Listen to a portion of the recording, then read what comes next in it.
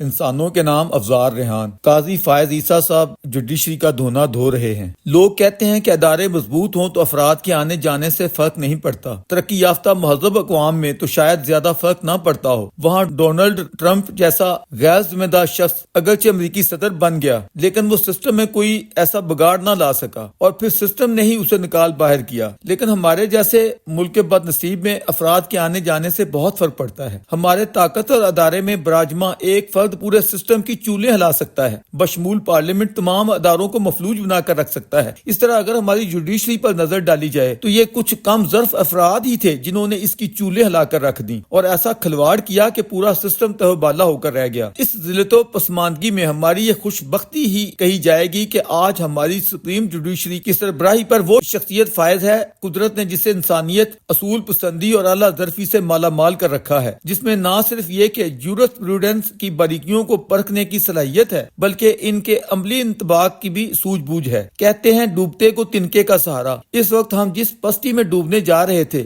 ہمارے قاضی القضاء یوں سمجھیے کہ بچاؤ میں ایک سہارا بن کر آئے ہیں، ورنہ ماقبل چیف ججز کی ایک لائن ہے، سمجھ نہیں آتی کہ بربادی کا بڑا سرٹیفکیٹ کس جانسار کو پیش کیا جائے۔ طاقتوروں کی خوشنودی یا ذاتی منفعت و کم ظرفی و کم مائگی کے باعث آئین و قانون کے ساتھ کیا کیا کھلواڑ نہیں کیے گئے۔ صرف ایک قومی سیاستدان کو نیچا دکھانے اور عوامی مینڈیٹ کی طاقت کو مٹانے کے لیے قانون کی دھجیاں بکھیر دی گئیں۔ سنگین غداری اور قتل جیسے گھناؤنے جرائم پر بھی سزا مکمل ہونے کے 5 سال بعد کوئی بھی شخص الیکشن لڑ سکتا ہے۔ سپریم جوڈیشری نے پاناما کے پہلے مرحلے میں جو فیصلہ دیا تھا دوسرے مرحلے میں بغیر وجہ بتائے اسے تبدیل کر دیا گیا۔ آج فاضل ججز یہ سوال اٹھا رہے تھے کہ جب آئین میں دیگر بڑے جرائم میں سزاؤں کی مدت کا تعین ہے تو نااہلی کی سزا تاحیات کس اصول کی بنیاد پر ہو سکتی ہے؟ کس قدر کم ظرفی اور چھوٹا پن ہے کہ آرٹیکل 62(1)(f) کے تحت نااہلی کی مدت تاحیات مقرر کرنے والے جج کے سامنے جب ٹھیک اسی نوعیت کا دوسرا کیس فیصل وافڈا کے لیے آیا تو انصاف کا ننگا دوہرا معیار قابل ملاحظہ ہے۔ تب کہا کہ محض اتنی سی بات پر تاحیات نااہل کرنا تو صریح ظلم ہے۔ بندہ پوچھے کہ یہی ظلم جب تم لوگوں نے نواز شریف اور جہانگیر ترین پر روا رکھا تھا تب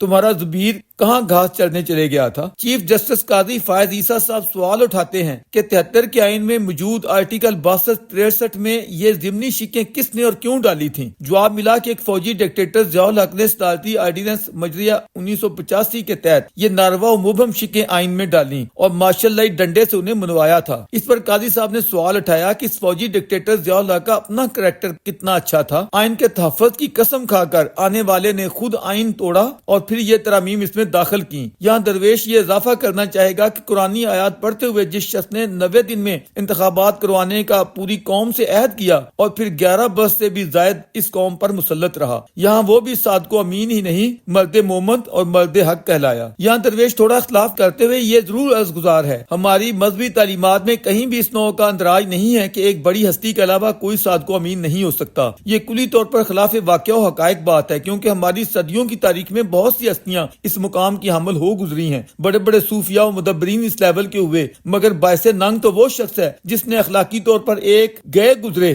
کرپٹ، کمزور اور انسانیت کے مطلوبہ معیار سے نیچے بیٹھے ہوئے شخص کو اندھے کے رویاں بانٹنے کی طرح یہ خطابات نوازے اور سپریم جوڈیشری کا مذاق بنایا۔ یہی وہ نیگیٹو ذہنیت تھی جس کے زیر اثر تاحیات نااہلی کا شاہی فرمان جاری کر دیا گیا۔ جج صاحب کی یہ آبزرویشن قابل فہم ہونی چاہیے کہ کسی بھی شخص کو اسلامی تعلیمات سے ناواقفیت یا کسی بھی نوع کے ایسے غیر اسلامی فعل کی انجام دہی پر کس طرح تاحیات اس نوع کی سزا سنائی جا سکتی ہے۔ کوئی بھی شخص چاہے جتنا بھی گنہگار ہو، خدا نے اس کے لیے توبہ و مغفرت کا دروازہ ہمیشہ کے لیے بند تو نہیں کر دیا۔ ہماری ہسٹری میں کیسے کیسے گنہگار تھے جو ماں بعد برگزیدہ شخصیات بنے۔ جسٹس منصور صاحب کے الفاظ میں کوئی بھی ان تعلیمات سے ناواقف شخص محنت کر کے 5 سال بعد عالم بن سکتا ہے تو تاحیات سزا کیسے دی جا سکتی ہے؟ قاضی صاحب کا یہ استدلال بھی تھا کہ امیدوار کے لیے 2002 میں اہلیت کی شرط گریجویشن رکھی گئی تھی، ایسی حالت میں جناب بھی امیدوار بنتے تو نہل ہو جاتے۔ سوال یہ ہے کہ اچھے اخلاق کا تعین کیسے ہوگا اور یہ بھی کہ ٹرائل کے بغیر سپریم جوڈیشری ایسا ڈکلیریشن کیسے دے سکتی ہے؟ درویش کی رائے میں تو ایسی مبہم شکیں جو ناقابل عمل بھی ہوں، جن کا منفی ذہنیت والے غلط استعمال بھی کر سکتے ہوں، انہیں کتاب آئین سے تحلیل کیا جانا عین قرین انصاف ہے اور یہ فریضہ منتخب پارلیمنٹ کو ادا کرنا چاہیے۔ اس وقت جب پارلیمنٹ کی طرف سے پریکٹس اینڈ پروسیجر ایکٹ آ چکا ہے اور ہمارے الیکشن کمیشن کمیشن میں باضابطہ